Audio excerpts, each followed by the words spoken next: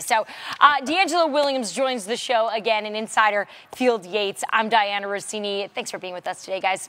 Big story. NFL Commissioner Roger Goodell once had a really powerful ally in Jerry Jones, but that looks to be over at this point. Here's what you need to know, guys. There's a rule that has been on the NFL books for more than 20 years that says if an owner participates in bringing litigation against other owners, he must reimburse them for the legal fees. So owners want the rule enforced, so now the league is demanding reimbursement in excess of $2 million from Dallas Cowboys owner Jerry Jones for costs related to Ezekiel Elliott's suspension and Jones' threatened litigation over Roger Goodell's contract. Now, the litigation, you may remember, was never pursued. ESPN asked the Cowboys for a comment.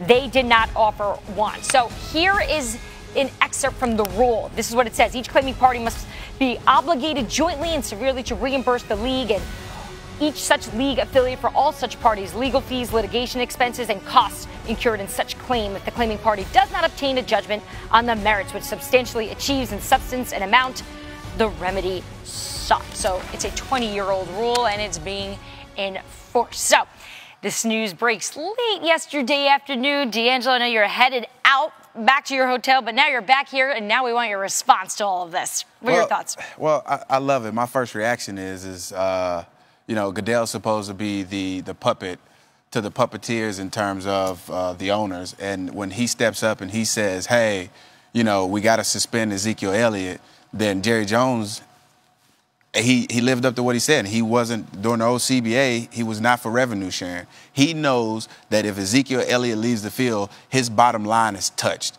He loses a lot of money in that 6-game suspension from a fan attendance standpoint. Like, it's costing him more money than his $2 million fees. And I really love this because this is the first time that I've seen in the NFL where it's bickering amongst the owners and the commissioner. And with the new CBA deal potentially coming up here very soon, it's going to be interesting to see how that's handled. And on top of that, with Roger Goodell, one of the things that he wanted in his contract that Jerry Jones didn't agree with was some of the very things that he was fighting players on, like lifetime health insurance. It's like deja vu all over again, as the saying goes. You've got a prominent owner and the NFL commissioner at odds. And perhaps this payment, if it is eventually reimbursed by Jerry Jones to other owners and to the NFL itself, will be the nail in the coffin on the situation.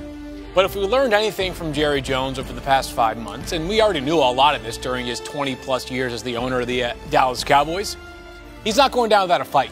So I thought maybe earlier on today this could be the closing of the books. But it certainly sounds like there's a possibility that, you know, another round is upon us, and this could endure in a long, drawn-out battle between, effectively, Jerry Jones and Roger Goodell, representing ownership, representing the league at large.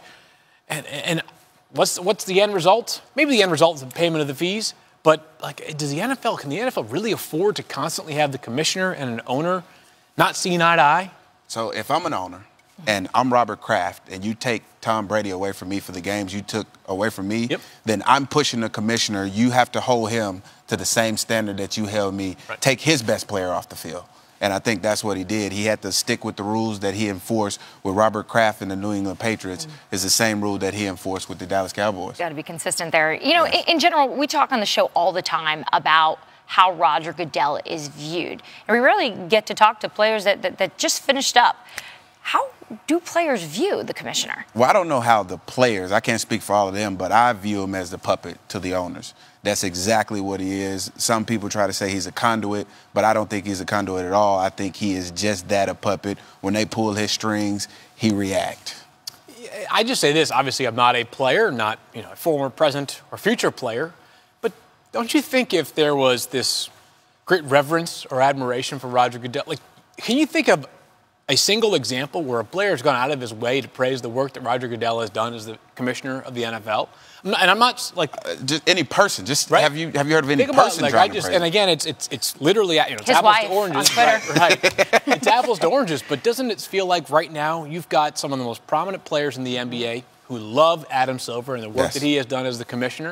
It feels like we hear that referendum quite frequently. Yeah. In the NFL, it does feel like, you know, from a player commissioner standpoint, there's respect, there's deference in some ways because he does have so much power that he wields. But I don't think the players, think to themselves like, best option we got going here. Well, Jerry Jones will appeal that fine we just learned. No surprise. That's what I'm talking about, Jerry. Keep the fight alive, brother.